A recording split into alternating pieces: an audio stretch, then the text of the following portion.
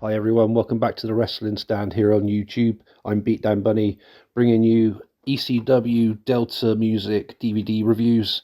So I go through my entire collection and watching the pay-per-views from Hardcore Heaven '95, which is what I'm reviewing for you guys today, all the way to Guilty as Charged 2001. So this is my first time watching Hardcore Heaven '95. I think it's been heavily edited a lot. It was only just over 2 hours long, and in between the matches there was like this static effect, like a channel change, the old school TV channel tuner change thing, and a lot of the entrances were cut out. But the ones that they did leave in, I noticed the ECW theme would play over a lot of the wrestlers' entrance themes. For example, Cactus Jack. I don't think he had he had the ECW theme as his official ECW entrance music, but he seemed to have it here, and so did various other wrestlers as well. So without further ado, let's go over the matches, and then I'll give you my opinions on everything. So we kick things off with the Dudley Boys taking on the Pitbulls. There was lots going on in this match. It just felt all over the place for an opening contest, and I found it really hard to concentrate what was going on. There was lots of interference and everything else, and it didn't really pique my interest much.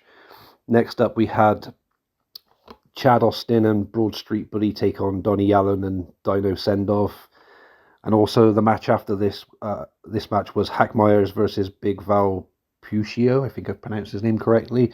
See, both of these matches, again, they were just fast and pretty boring. I just couldn't get into the pay-per-view at all, and I was getting worried that this would end up just being a complete disaster for me. But we got to the fourth match of the night, which was Too Cold Scorpio taking on Taz, and this one was actually pretty cool. Both wrestlers dressed in black and orange attire, which was pretty cool, I guess. I think Too Cold Scorpio was probably mocking Taz, because that's usually Taz's in-ring colours. So yeah, that one was pretty cool, and got me hooked into watching it again, as I was losing interest with the first three matches, as I was saying earlier. And then we had an amazing match, a tag team ECW Tag Team Championship match even, guys. So we had Raven and Stevie Richards take on Tommy Dreamer and Luna Vachon, and this was really, really good, and I really enjoyed this one. Luna Vachon as well, fair play to her. She put up a hell of a fight and gave Stevie Richards quite a beating, which was pretty entertaining to watch. And again, we had a bit of outside interference again, but yeah, that one was really fun, and I did really enjoy that. And it really got me back into the pay-per-view again, or event, if this is what it is. I can't remember if this was a pay-per-view or an event, guys, but yeah, either or, I was getting into it again. Then we had a really brutal match between Ian Rotten and Axel Rotten, which was a Taipei death match. And they had taped hands with glass on it, I do believe. And that was just absolutely brutal. The amount of blood loss from both wrestlers was just crazy, in my opinion. But I was very entertained by this as well. And yeah, really enjoyed that. We had an interview in the ring from Shane Douglas, beg your pardon, I was trying to think of his name then.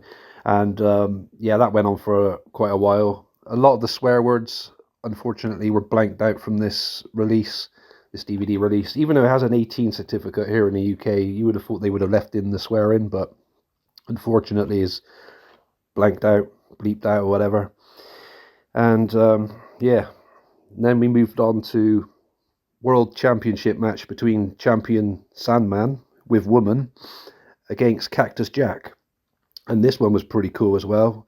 Good to see Cactus Jack in an ECW ring for the first time. It's like my first experience of seeing Cactus Jack in ECW. As I said, I've never watched this one before. And if I knew about ECW back in 1995, maybe my opinion towards wrestling may have been a lot different, because I grew up with WCW, and I didn't discover ECW until I read about it in a magazine called Power Slam in the late 90s, early 2000s. So yeah, I'm pretty gutted I missed out on awesome matches like this, awesome events like this. But yeah, that was a good match, as I said. Really enjoyed that one. And then we had the main event, which was another tag team match. Public Enemy taking on the Gangsters, and the amount of blood loss from poor New Jack from that one was just just mad, absolutely mad. And yeah, I was just entertained throughout for that one as well, that match. But yeah, this was a very strange event for me because, as I said, the first three matches, I just wasn't getting into this at all. But it did pick up, as I said, when we got to the Two Cold Scorpio versus Taz match, and then all the matches after that, I was just completely glued to the screen. So I'm going to give this one a 7.5 out of 10. Very interesting first watch, as I said. Never watched it before until last night, and yeah, and this DVD also contains special features. So it says, we've got ourselves a cat fight, Shane Douglas rants, Luna goes nuts for Stevie, and Sandman gets wired.